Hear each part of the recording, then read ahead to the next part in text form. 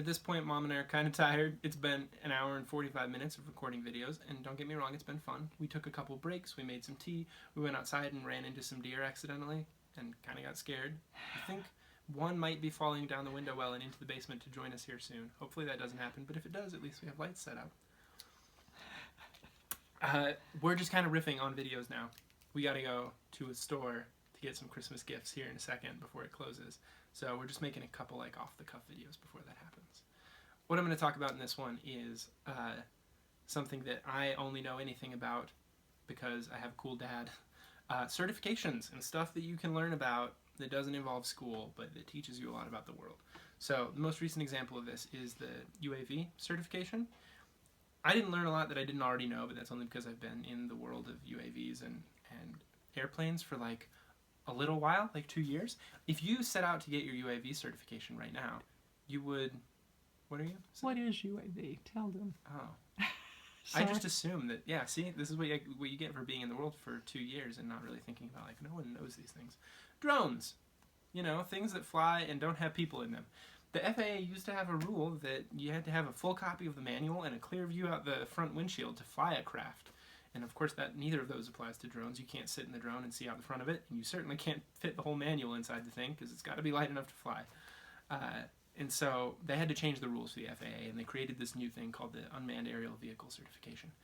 And when you study to take that test, you'll learn a lot about drones, but you also learn a lot about airplanes and about air traffic control systems and a lot about just these cool systems that were set up, to be honest, mostly for the U.S. government, but are now used in the private sector. That keep people safe in the air, which is an extraordinarily complicated thing to do. The U.S. has the safest air safety system in the world. We have the best record of safe flights anywhere in the world. And so learning about that system is really super fascinating. And the equivalent to that certification that I got earlier in my life, that is just another field of expertise that's totally fascinating, is amateur radio. So when you listen to a radio station in your car, you're listening to between 90 megahertz and 107-ish megahertz. I know those are really rough figures. Don't get mad at me if you actually know the numbers here. But what you're referring to there is megahertz. That means like million hertz. So when you're listening to sound, it's like 20 hertz to 20,000 hertz, and that's actual air vibrating, and your ear is detecting that. And when you get into the like kilohertz, megahertz, gigahertz range, you're just talking about electromagnetism, and you're no longer talking about moving air, but you're talking about moving electrons, because air is not going to... Nothing can detect air moving that fast. But you can detect electrons moving that fast with antennas. And then if you talk about like terahertz, then you're talking about light. I think light might actually be bigger than terahertz. But at that point, you're talking about photons, because not even electrons will move fast enough. So this is all stuff that you learn when you get an amateur radio license. And it's not because I have a degree in photography that I know anything about photons. It's not because I went to high school and had, you know, some science classes that I know anything about electromagnetism. It's because I got my amateur radio certification when I was like somewhere in high school, because Dad was like, I have to study for my test, please study with me, it'll be cool. And I was like, okay, Dad. And it wasn't cool, it was a lot of studying, but I learned a lot of really cool things. So like the radio that you're listening to in your car is this like megahertz frequency, and the drones that I fly use gigahertz frequencies, and the Wi-Fi on my phone and on your phone uses gigahertz frequencies. And gigahertz are cool because they happen faster, so you can fit a lot more data in there.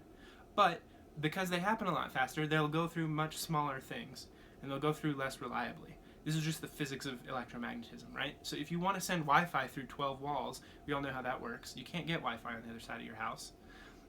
But if you want to send a radio megahertz frequency through as many walls as you want, sure, you can listen to FM radio in just about any situation, so long as you're within a couple miles of the tower. And so what you learn in a ham radio certification is just a bunch of really cool details about electromagnetism and how the civilized world has made radios in gigahertz and megahertz frequency spectrums work for the different purposes we have. Wi-Fi got clearance from the FCC probably 20 or 30 years ago, when people first realized they might need internet without wires, and radio came about 150 years ago. That was a whole different clearance from the FCC. In fact, I think radio might be the reason the FCC was set up in the first place, just like broadcast radio. And these are all things that are fascinating that you can learn about by getting an amateur radio certification or just getting involved volunteering for a local fire department or whatever. And they're really fascinating, and you don't think about them in your daily life unless you have these certifications. But you really learn how the world works by getting those things. So I suppose that was worth ranting about for a couple minutes. On to the next video. Thank you for watching. I'll see you in the next one.